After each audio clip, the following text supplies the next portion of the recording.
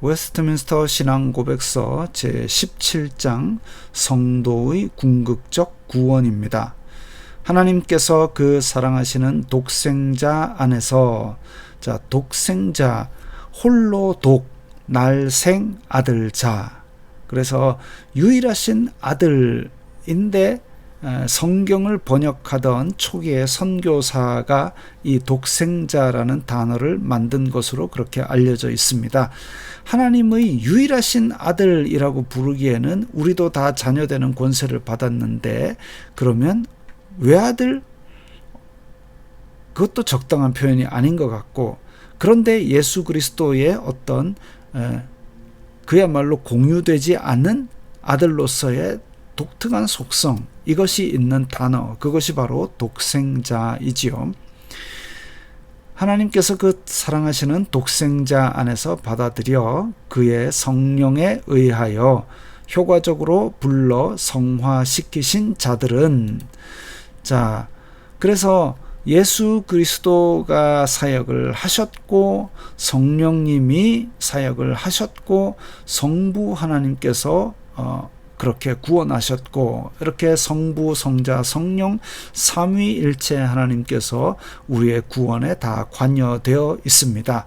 그 외의 길은 없습니다.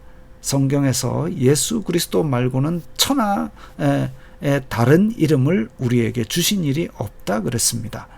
그래서 인간과 사람 사이에는 예수님 말고는 다른 어떤 것들도 끼어드는 것이 아니지요. 그걸 우리는 다른 어떤 것이 끼어들려고 하면 이단이라 그럽니다. 단체가 다른 것이죠. 끝이 다른 것이다, 이거죠. 은혜의 자리에서 전적으로 아주 타락할 수 없다. 그래서 하나님께서 부르셔서 구원한 사람은 다시 완전히 타락하지 않는다, 이겁니다. 그래서 하나님께서 그 삶을 자꾸만 간섭해서 오히려 성화의 길로 이끌어 주시고 보호해 주시는 은혜가 있습니다. 그렇게 해서 보호해 주시기 때문에 하나님의 선택은 실패가 없다라는 것입니다. 그들은 은혜의 자리에서 끝까지 참아 영원히 구원받는다. 끝까지 참아 영원히 구원받는다.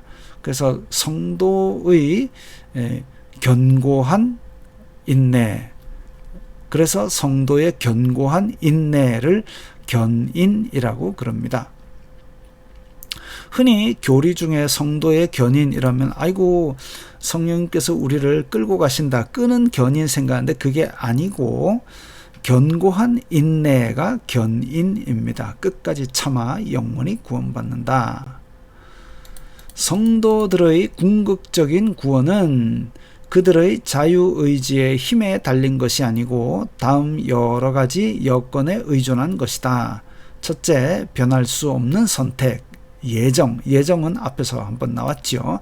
이 선택은 하나님 아버지의 변할 수 없는 값없는 사랑에서 성립되었다.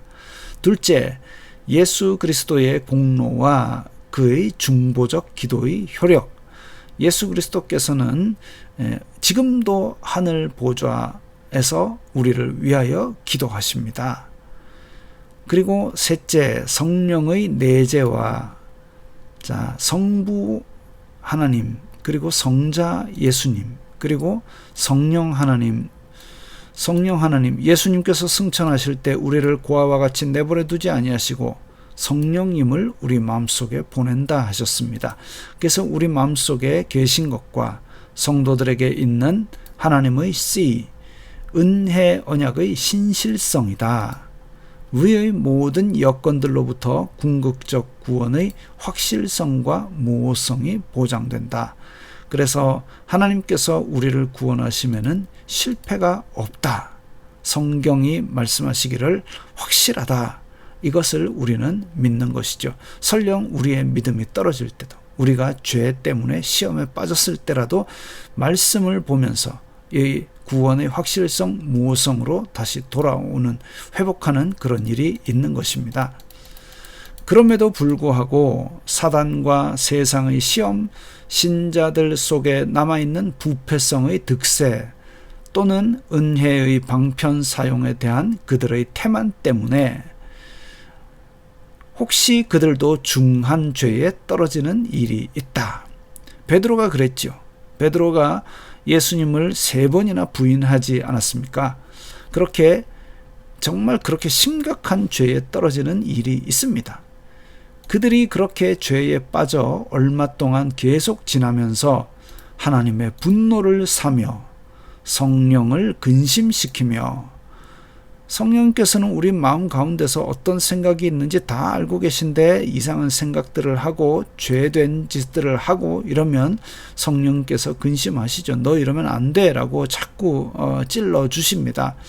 그들의 받던 은혜와 위로의 일부를 상실케 되며, 자, 여기서 이제 예수님을 믿음으로써 기쁨과 평안을 누리다가 죄를 짓게 되면 이제 위로와 평안이 일부가 상실되게 됩니다. 죄책감이 생기고 괴로움이 오고 그들의 마음이 완악해지며 그들의 양심이 상하게 되고 남을 해롭게 하며, 자, 이제 죄라는 것이 가만히 있는 것이 아니라 자꾸 자라고 또 우리 가운데 자꾸 잠식하는 그런 속성이 있습니다.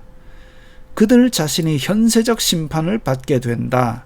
결국 그걸로 하나님의 분노를 사게 되면 자기가 죄악을 처음에 실수로 한번 짓지만 그 다음에 그 대굴대굴 굴러서 자기가 나중에 죄를 굴리고 있는 모습을 봅니다. 그렇게 되게 되면, 자, 베드로가 처음에는 야, 당신 갈릴리 사람이지? 아니야.